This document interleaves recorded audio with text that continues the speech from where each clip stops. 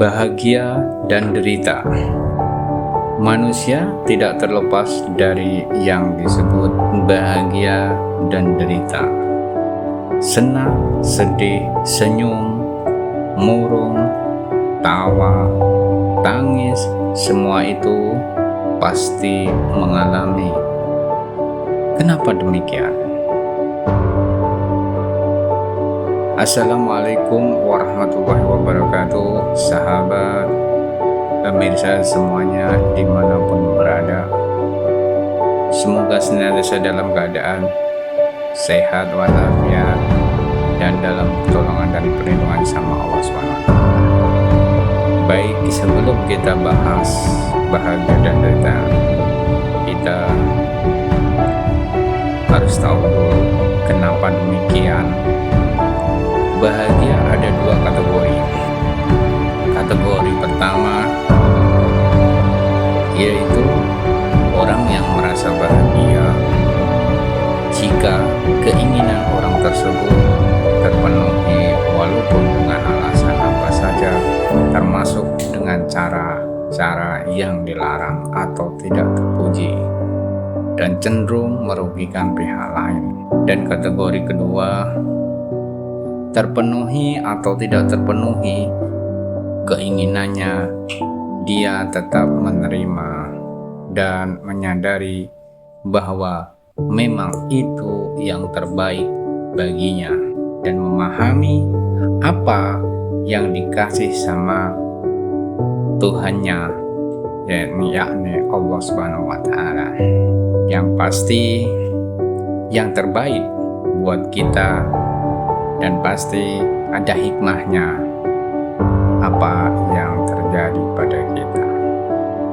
Dan semua keadaan tersebut membuat mereka atau kita merasa bahagia. Dan seperti apa kategori satu tersebut? Ada beberapa contoh, di antaranya biasanya orang yang kategori pertama tadi, orang yang menghalalkan segala cara,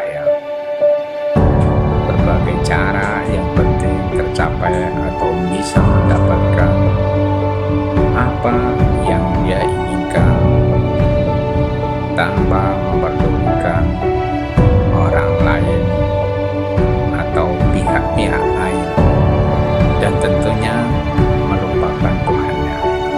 Dan biasanya dia tidak pedulikan orang lain, termasuk saudara, tetangga, teman, sahabat, siapa saja.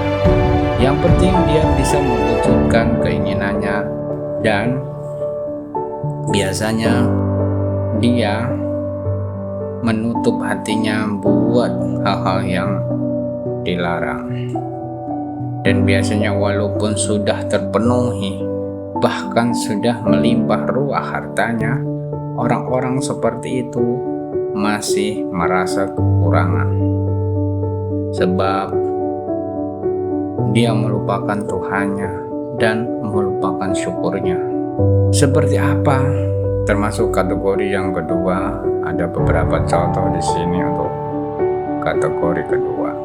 Siapa yang ingin mendapatkan sesuatu yang ia inginkan dengan cara-cara yang terpuji dan bijaksana, walaupun juga sama-sama dengan berupaya kerja keras, dan biasanya yang membedakan yakni dengan kita mendekatkan diri kepada Yang Maha Kuasa dengan berdoa pasrah kepadanya,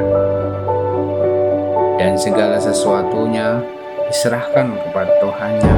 Dan jika menurut orang-orang dia gagal,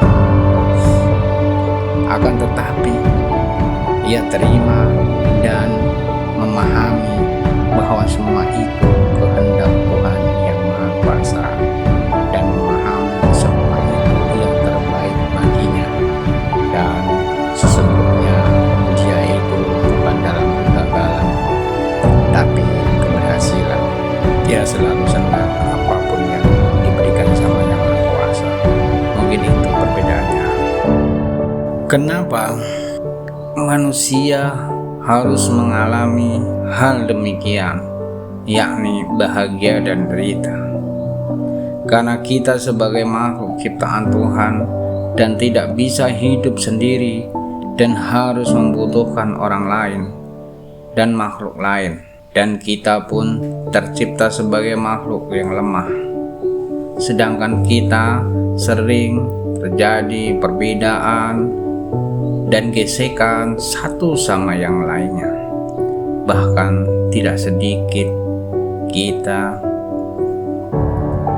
yang tidak mau mengalah dan pengen menang sendiri.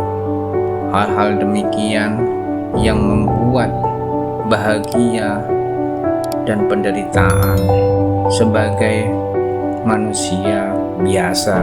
Dan bagi yang diuntungkan tentunya dia merasa bahagia, dan bagi yang dirugikan dia merasa penderitaan atau menderita. Dan banyak sekali yang tidak saling menghargai dan tidak menghormati, saling rebut, saling sikut satu sama yang lain. Dan bagaimana upaya mengurangi atau menanggulangi hal demikian? Di antaranya, kita harus sering bersosialisasi dengan orang lain supaya kita bisa menghargai orang lain, menghormati, saling membantu, dan bekerja sama dalam kebaikan. Kita juga harus bisa merasakan bahwa kita tidak bisa hidup sendirian dan selalu membutuhkan orang lain, membantu yang lemah, dan senang sedekah tentunya. Kemudian sering-sering kita harus introspeksi diri dan jangan selalu melihat orang lain, supaya kita tahu kapasitas kita, kemampuan kita, supaya tidak berlebihan yang menjadikan lupa diri dan akhirnya menjadikan sombong. Selalu belajar baik, belajar bersyukur apa yang sudah Allah berikan kepada kita, dan berusaha mendekat dan meminta pertolongan sama Allah Subhanahu wa Ta'ala, Tuhan yang Maha Kuasa. Dan kita harus tahu sosialisasi itu bagaimana. Di antaranya berhubungan baik sama teman, tetangga, sahabat, dan berbuat baik dengan sesama tentunya. Kita kerja bakti contohnya gotong royong, mungkin di lingkungan bekerja, di lingkungan sekolah, bekerja kelompok, dan saling menghargai satu sama lain, dan melakukan kegiatan-kegiatan yang bersifat sosial bersama-sama. Kita tidak bisa hidup sendirian di dunia. Mengapa? Bagaimana kita bisa merasakan bahwa kita butuh bantuan sesama atau orang lain dalam kehidupan kita? Ada contoh kecil, kita bisa memotong rambut sendiri dengan rapi. Tentunya tidak bisa. Hanya memotong mungkin bisa, tapi dengan rapi tidak bisa dilakukan dengan sendiri. Hampir 90% di dunia ini kita menggunakan jasa orang lain atau dengan pertolongan orang lain. Atau jika sakit, mungkin yang suka dikerok atau dipijit menggunakan jasa orang lain atau minta bantuan orang lain. Dan masih banyak contoh-contoh yang lain. Buat renungan kita bahwa kita tidak bisa hidup sendiri di dunia ini, dan kita harus sering-sering introspeksi diri, belajar melihat diri kita siapa dan kemampuan kita seberapa, supaya kita bisa mengukur diri dan selalu menghargai orang lain. Yang Jangan sampai kita memaksakan kehendak, jangan sampai kita memaksakan sesuatu yang mungkin memang kita tidak bisa melakukan. Semoga apa yang kita sampaikan menjadikan cerminan dan bermanfaat tentunya buat kita semua. Dan jangan lupa kita selalu memohon perlindungan dan pertolongan sama Yang Maha Kuasa, Yang Maha Pencipta, supaya mendapatkan ridhonya. Assalamualaikum warahmatullahi wabarakatuh.